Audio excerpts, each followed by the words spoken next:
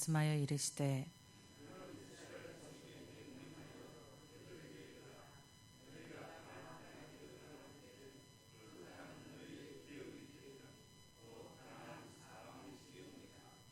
너희 남쪽은 에돔 곁에 접경인 신광야니 너희의 남쪽 경계는 동쪽으로 염해 끝에서 시작하여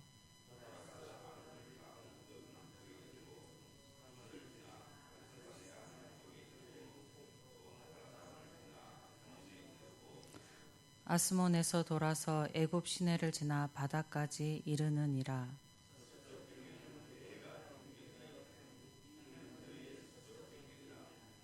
북쪽 경계는 이러하니 대에서부터 호르산까지 그어라.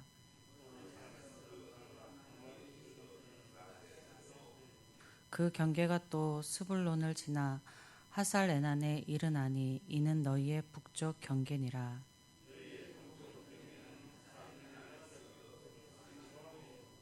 그 경계가 또 스밤에서 리블라로 내려가서 아인 동쪽에 이르고 또 내려가서 긴네렛 동쪽 해변에 이르고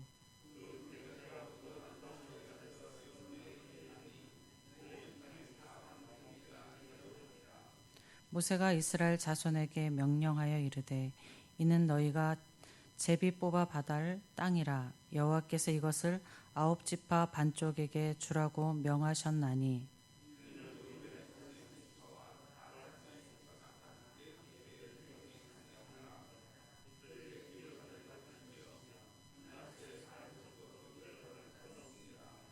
이는 두 지파와 그 반 지파는 여리고 맞은편 요단 건너편 곧 해돋는 쪽에서 그들의 기업을 받으니라.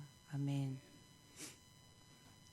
오늘 본문의 말씀은 하나님께서 이스라엘 백성에게 약속하신 가나안 땅에 들어가기에 앞서서 그 땅의 경계가 어디서 어디까지가 하나님이 주신 땅인지 구체적인 경계선을 지정하여 주고 있습니다.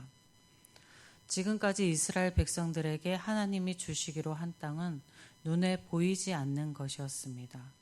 또 언제 그들에게 주어질지 모르는 실제가 아닌 것이었습니다. 약속의 땅은 하나님이 주실 것에 대한 기대였습니다. 기대였던 약속의 땅이 이제 이스라엘 백성들의 눈앞에 있습니다.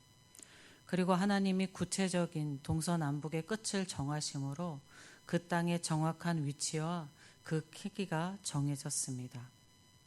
이곳으로 기대였던 약속의 땅은 이제 실제가 되었고 하나님의 그 약속은 현실이 되었습니다. 이는 하나님의 약속이 막연함이거나 기대의 끝남이 아니라 현실임을 보여줍니다. 이와 같이 하나님께서 우리에게 주신 구원과 축복들이 막연한 것이 아니라 막연하긴 끝나거나 기대에 끝나는 것이 아니라 현실이 됨을 나타냅니다. 주님이 다시 오시겠다 말씀하신 그 재림도 지금은 기대이지만 그 어느 때에 우리에게 현실로 다가올 것입니다.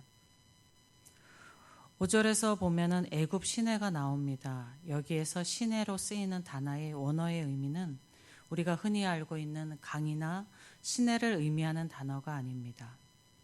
집중적으로 비가 내리는 그 가나안 땅이 있는 곳에는 우기와 건기가 따로 있어서 우기에는 많은 비가 내리고 건기에는 거의 비가 내리지 않는데 집중적으로 비가 내리는 우기에는 급류를 형성하는 시내가 되어지고 비가 전혀 내리지 않는 건기에는 마른 강바닥으로 있거나 아니면 그냥 골짜기를 형성하는 그러한 지형을 가리키는 말입니다.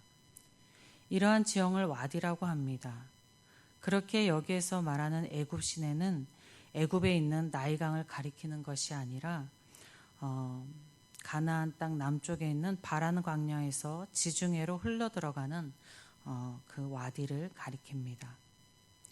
학자들은 당시에 이 애굽 시내까지 이스라엘의 영향력이 미쳤을 것으로 이스라엘이 가나안을 점령하기 이전부터 이 시내를 경계로서 애굽과 가나안이 나누어졌을 것으로 추정합니다. 하나님께서 애굽의 북쪽을 이스라엘 백성의 영토로 분명하게 확정 지으시면 400년이 넘는 기간 동안 애굽에서 살아온 이스라엘 백성에게 영향을 미쳤던 애굽과 완전한 분리를 의미합니다. 이제 이스라엘 백성은 애굽에서 습득한 모든 것을 벗어버리고 하나님이 주신 땅에서 하나님의 백성으로만 살아가야 합니다. 이스라엘 백성들에게 영토의 경계선은 단지 땅의 경계선만을 의미하지 않습니다. 거룩하신 하나님의 백성으로서 살아가는 거룩한 경계선과 분리라고 보아야 하겠습니다. 하나님의 백성으로서 사는 경계선은 400년 동안 보고 습득했던 애굽의 우상 숭배와 가나안 땅의 우상 숭배, 그리고 이방의 우상 숭배와의 경계입니다. 이스라엘 백성들은 그들을 둘러싼 모든 나라의 수많은 우상 숭배 속에서 하나님이 정하신 경계선 안에서 하나님의 백성으로 살아야 했습니다. 오늘을 사는 우리 그리스도인에게도 하나님은 예수 그리스도의 십자가로 경계선을 정하시고 하나님의 백성으로 살게 하셨습니다. 예수의 십자가가 여러분을 둘러싼 세상에서 여러분을 지켜 여러분이 거룩한 하나님의 백성으로서 거룩한 삶을 지속하여 살게 하시기를 주님의 이름으로 축복합니다. 우리 인간의 관점으로 하나님의 약속하신 땅이다라고 생각하면 아주 크고 광활한 땅, 그리고 비옥하여서 풍요가 넘칠 땅, 물이 아주 풍족할 땅으로 생각되어집니다. 그러나 하나님의 생각은 인간과 생각과 달랐습니다. 하나님이 이스라엘 백성에게 주신 가나안 땅은 그 크기가 대한민국의 4분의 1 정도의 크기로 작은 땅입니다. 그리고 지리적인 위치로 보면 위쪽에는 히타이트 제국이라는 큰 제국이 있었고 아래는 애굽이 있습니다. 그 두 제국의 큰 제국들 사이에 끼어 있습니다. 두 나라가 서로를 정복하기 위해서는 가나안 땅을 지나가야 했습니다. 이렇게 가나안 땅은 지리적으로 위험한 지역이었습니다. 그리고 또 가나안 땅은 애굽에는 삼각주라는 나일강이 흐르는 곳이 있어서 그 강을 통해서 아주 옥토이며 농작물이 풍부했는데, 그리고 유프라데스강 유역에도 끊임없이 큰 강이 있어서 그것도 아주 옥토로 농작물이 풍족했는데, 가나안 땅은 비옥하기는 했으나 큰 강이 없어서 물이 부족했습니다. 그래서 가나안 땅은 하늘에서 내리는 비에 의존하여서 농사를 지어야 하는 땅이었습니다. 농사짓기에 적합한 땅이 아니었습니다. 하나님이 주신 땅, 하나님이 세우신 나라가 강대국 사이에 끼어 위험한 나라였고, 영토는 작은 나라였고, 매해마다 가구량을 걱정하며 농사를 지어야 하는 그러한 나라였습니다. 그런데 하나님께서는 이러한 나라를 통해서 세계의 운명을 바꾸시는 일을 작정하셨고 그 일을 이루어 오셨습니다. 고린도전서 1장 27절과 29절의 말씀입니다. 그러나 하나님께서 세상에 미련한 것을 택하사 지혜 있는 자들을 부끄럽게 하려 하시고 세상에 약한 것들을 택하사 강한 것들을 부끄럽게 하려 하시며 하나님께서 세상에 천한 것들과 멸시받는 것들과 없는 것들을 택하사 있는 것들을 폐하려 하시나니 이는 아무 육체도 하나님 앞에 자랑하지 못하게 하려 하심이라. 아멘. 하나님의 은혜는 나의 힘으로 사는 것이 아니라 하나님의 힘으로 사는 것입니다. 하나님께서 이스라엘에게 주신 은혜는 그 땅이 아니라 하나님의 은혜로 사는 것입니다. 또 하나님은 나의 약함을 알고 하나님의 은혜를 의지하는 사람을 통하여서 하나님의 일을 이루어 가십니다. 하나님의 힘으로 사는 은혜 안에서 하나님께 쓰임받는 여러분의 한날 한날이 되기를 주님의 이름으로 축복드립니다. 아버지 하나님, 감사합니다. 우리의 힘으로 사는 것이 아니라 하나님의 은혜로 힘으로 사는 것이니 감사합니다. 미약한 나의 힘을 의지하지 않아도 되니 감사하고 부족한 나의 육체를 자랑하지 않아도 되니 감사합니다.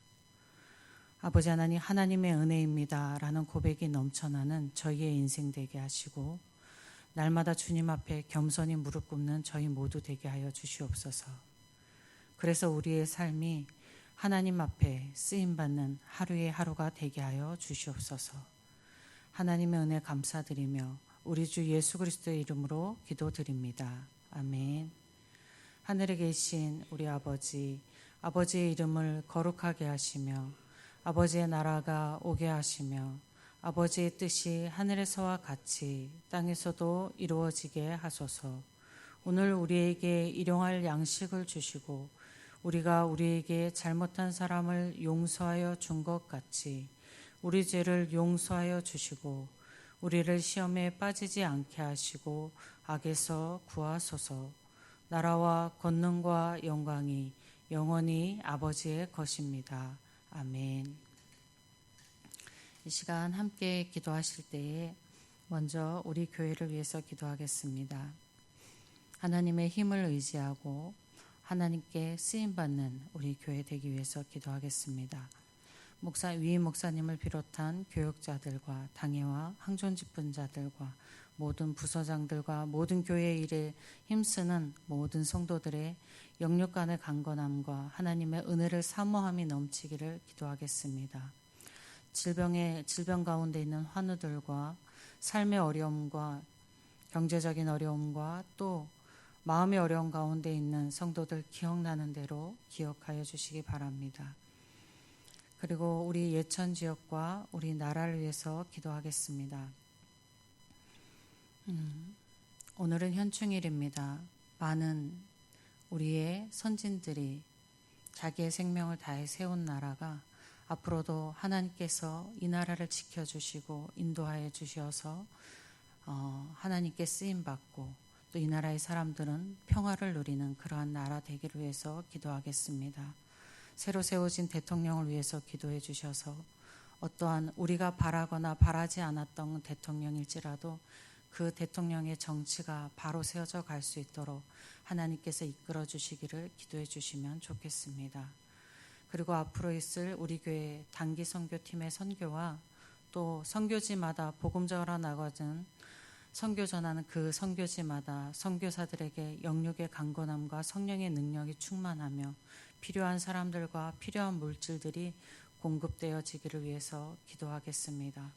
오늘 각자 기도 제목 가지고 나오신 기도 제목들, 나의 기도, 자녀를 위한 기도, 가정을 위한 기도, 그리고 이웃을 위한 기도 하실 때에 주님의 도움 간절히 구하며 기도하겠습니다. 주님의 이름을 한번 부르고 함께 기도하겠습니다.